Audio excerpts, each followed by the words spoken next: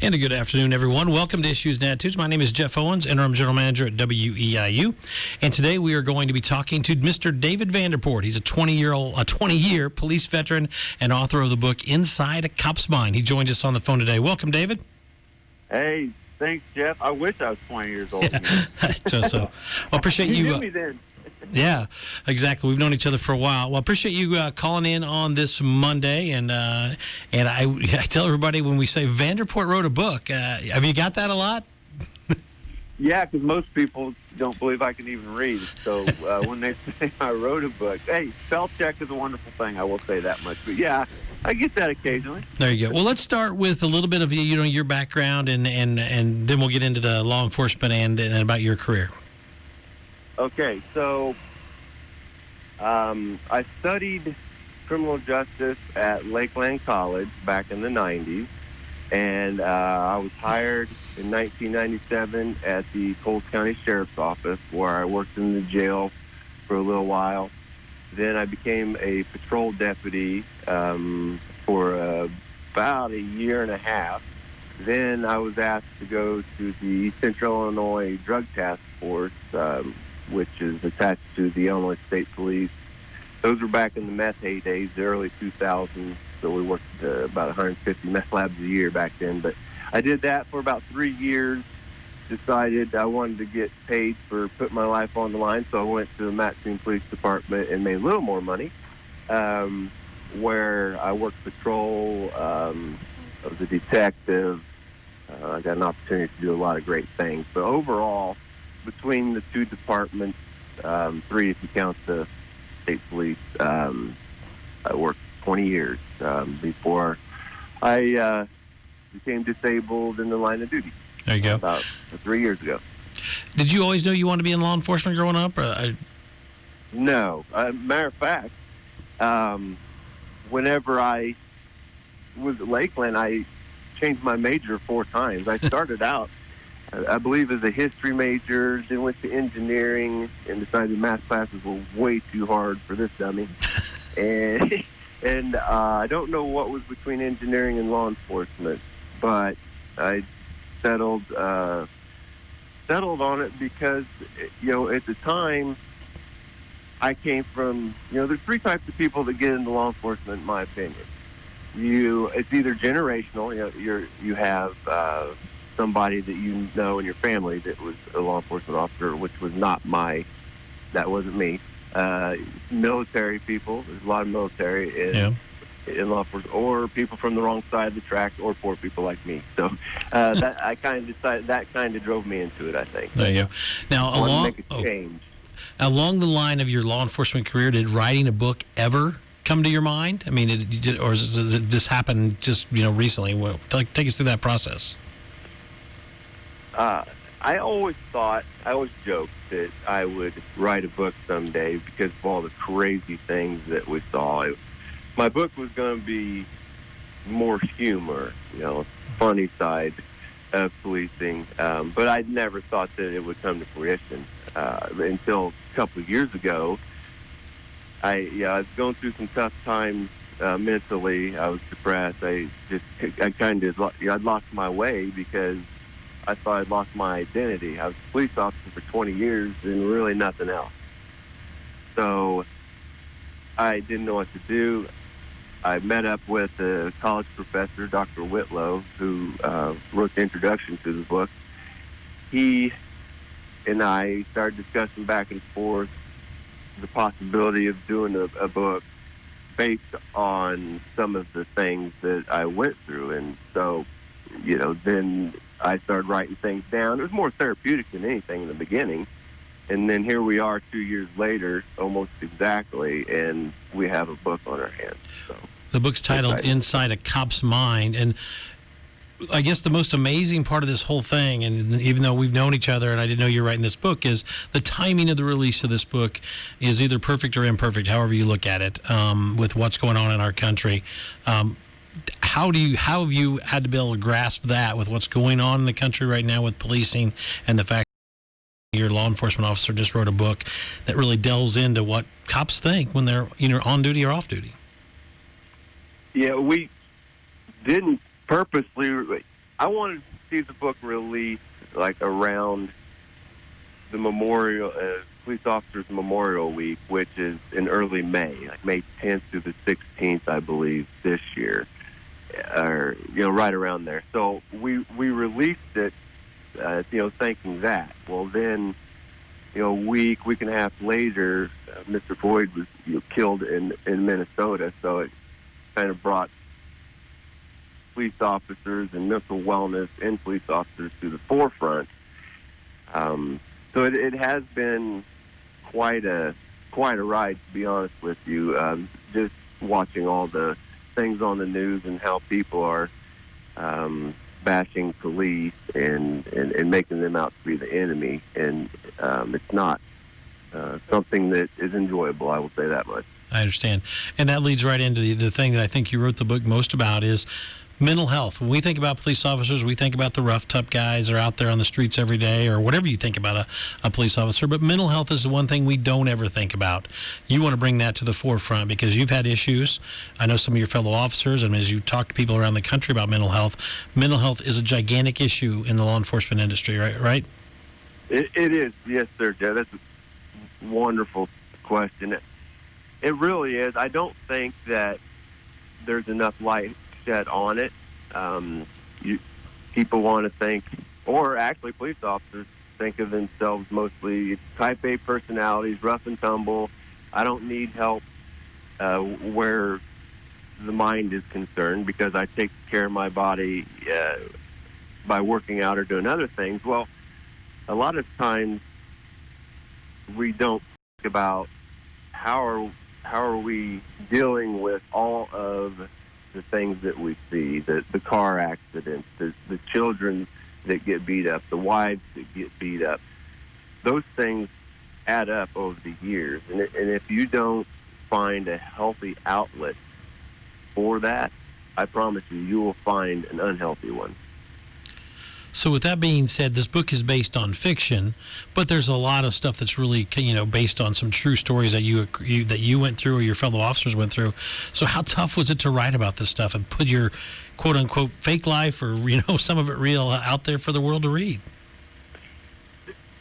To be honest, it's very tough because I especially in this day in social media, everybody has a voice. Now, they may hide behind an avatar or a fake name, but everybody has a voice. And no matter what you say, you care about those things. And especially when I have teenage daughters and a wife. And, some of the things in the book aren't the greatest thing that you would want a father or a husband to go through, and not all of it's true, obviously, but there are things where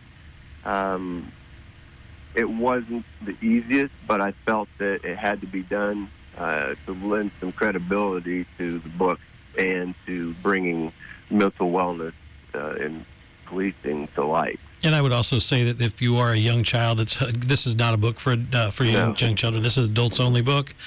Just a disclaimer there for sure. We go back to mental health, but there's also a kind of a stigma, right? That police officers don't want to ask for help. Did you see that when you're writing the book? That people didn't want to talk about the mental health aspect about it.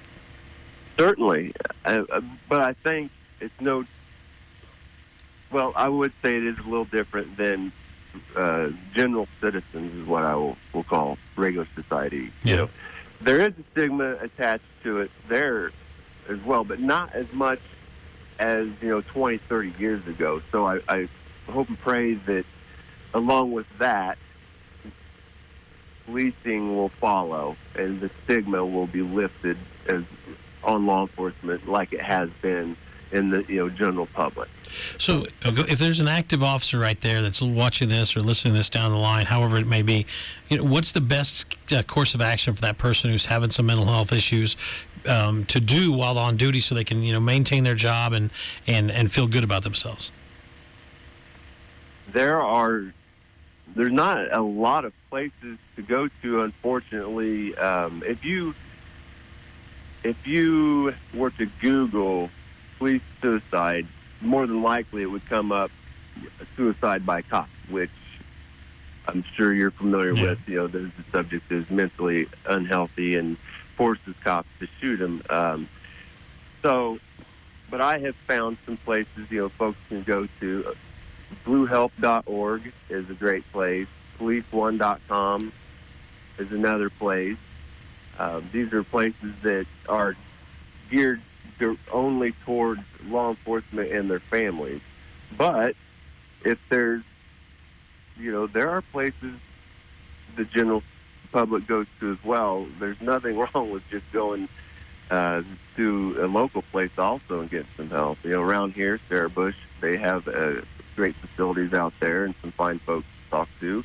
Or find a veteran officer. I guarantee you, if it's a young officer, the veteran officer has probably gone through whatever you're going through, and they will be more than happy to help you out. Or get a hold of me. I'd be more than happy to help someone out as well. We're talking to David Vanderport, a 20-year police veteran who just released a book called Inside a Cop's Mind. David, what I liked about this book, and I love short stories. It's not all one from beginning to end story.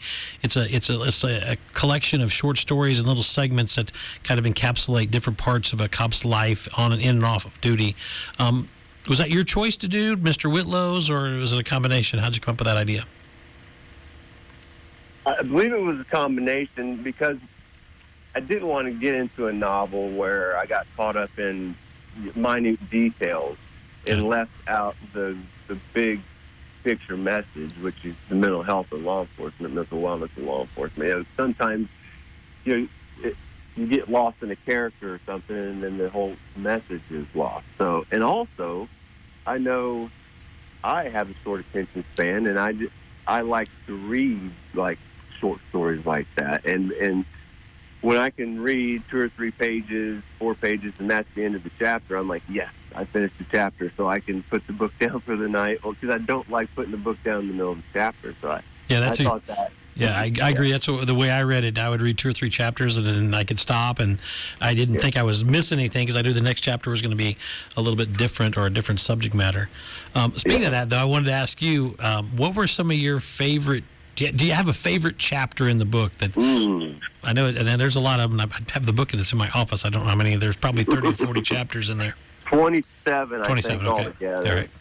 All right. Well, that's a tough question. Now, I will say I know what my least favorite one was, and that was the first one where Luke is just at the end of his rope, and because of some things he went through on the job with a friend of his, his best friend and partner got beat up, but he thought that he had been shot, thought that his partner had been shot, and that is something that if you've been through it, you don't ever want to go through it again. And I started the book off with that because I wanted to grab people's attention. But I couldn't read that chapter for probably the first year and a half. It was one of the first ones I started out with. Yeah, that one does grab you right off the bat, and you're just like, wow, this is not for. Like I said, it's not for kids. It's real life. It's on the street.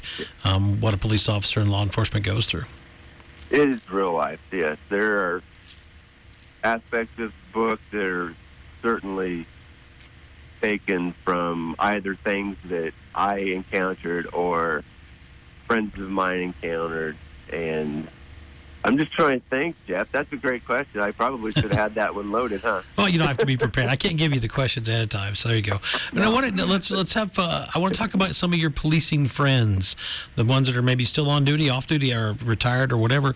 What are they saying who've read the book so far? How they reached out to you and said, "This was great, Vandy. It was terrible, Vandy." Talk about that. The ones that have read it say they can't put it down. They love it. There's a few that have told me either I haven't read a book in 10 years or I've never read a book from cover to cover. This is the first one. Thank you.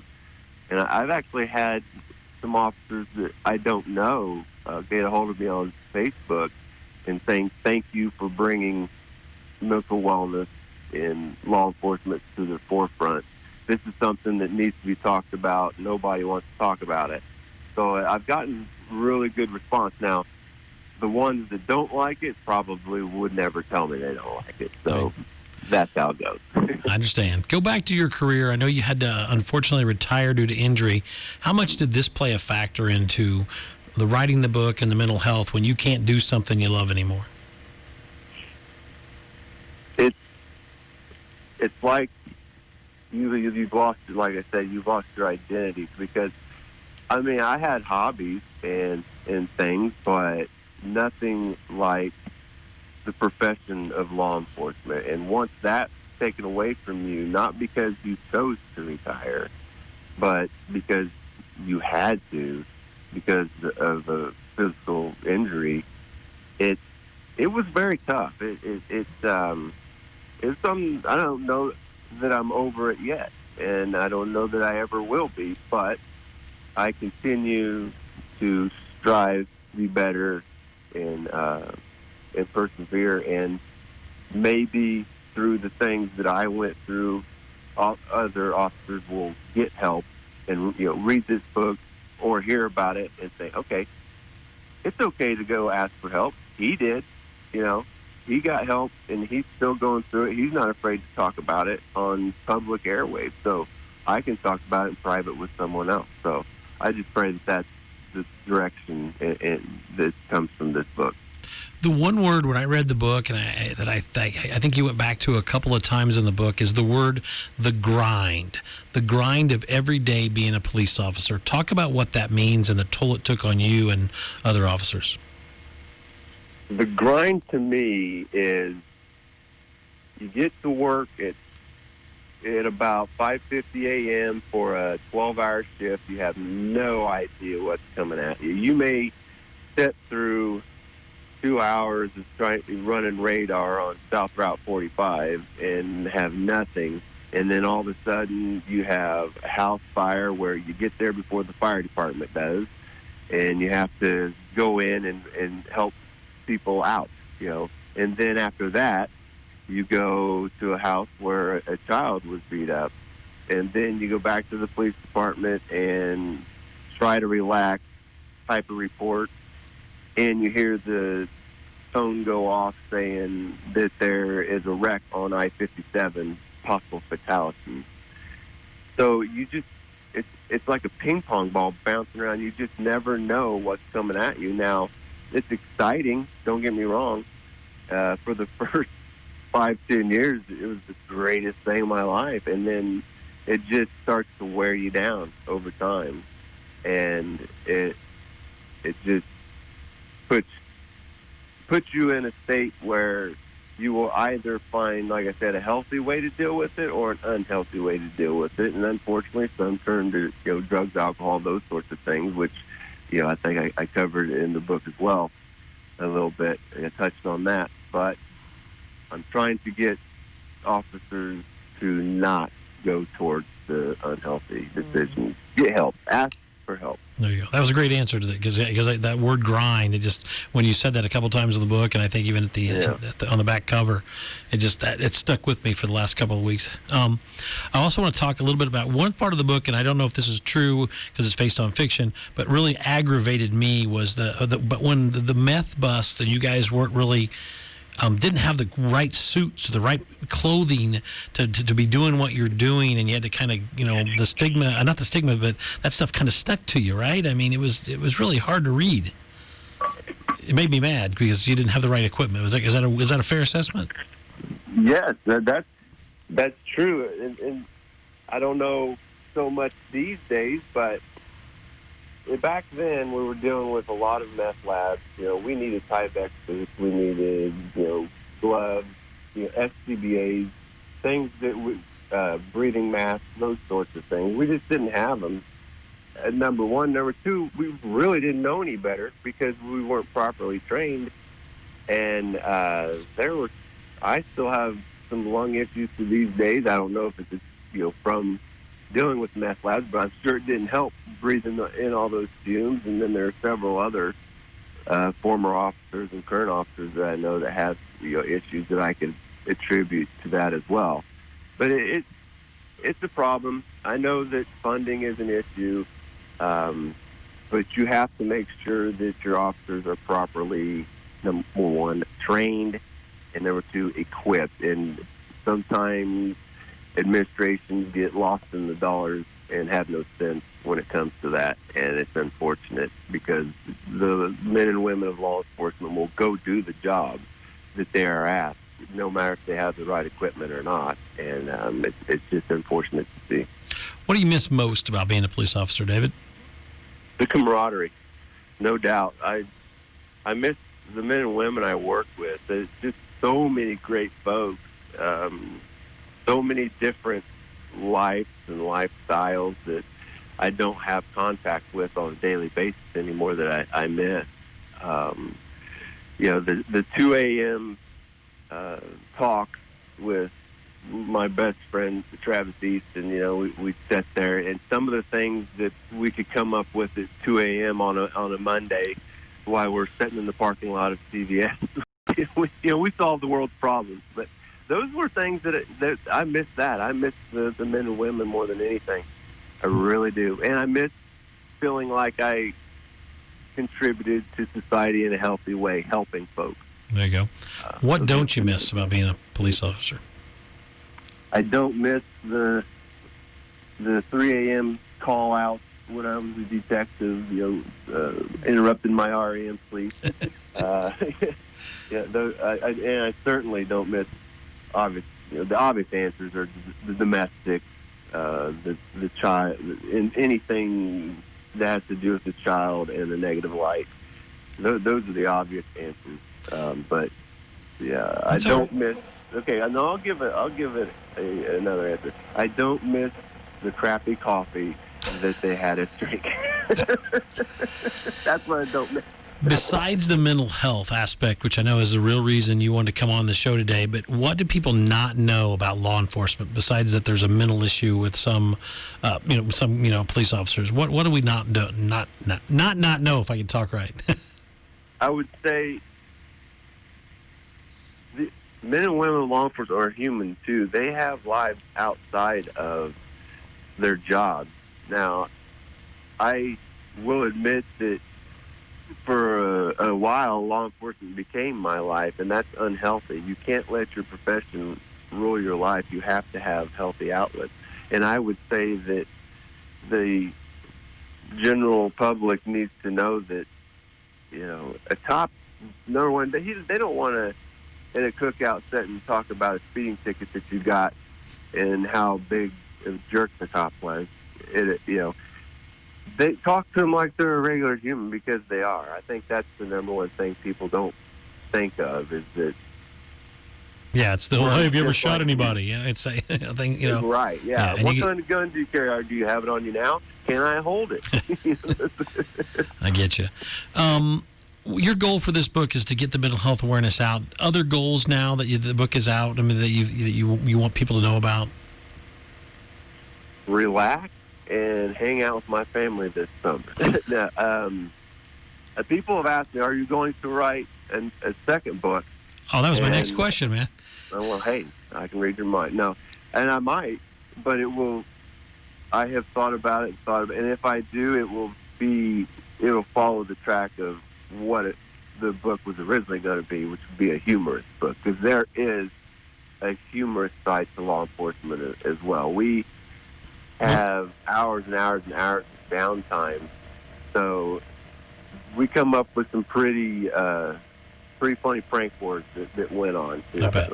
But on a serious note, I remember one time you had told me that you had to sit in a field for 7 or 8 hours and couldn't go to the bathroom and just had to wait an event out. I mean, people don't understand that's what law enforcement officers have to do sometimes. You do what you're called to do if you're going to be a good law enforcement officer. And yeah, I laid in the field with my partner for probably 6.5 hours just to watch a guy that was cooking meth, and it was in the middle of July. It wasn't like this was a nice spring day. It was the dead of summer, humid, and we did what we were called to do. And that hasn't changed in law enforcement, and I pray that it never does, that the men and women will persevere and do what they're asked to do amid everything that's going on around them, whether it be personal or professional. There you go. In this day and age right now, what can we do as a society to make sure that police and citizens start to repair what's going on and get along better? Talk to each other. And listen. I think that's the biggest problem. Maybe there are too many people talking. Maybe I think it would be better to just listen. Ignorance is the enemy here. Not us, they, she, or he. Okay? It's ignorance. And if we can take care of the ignorance and just educate each other, especially our young, we will all be better off for it in the future. Did you get to talk to your two daughters about this book a little bit and explain to them, not in the detail of the book, but that it was coming out and there's some things in there that maybe don't shed the greatest light on police officers, but also shine a new light on police officers? Yeah. As a matter of fact, my youngest, Macy, is reading it right now. Now, I will say she's 13, but I blacked out about 4 or 5 chapters.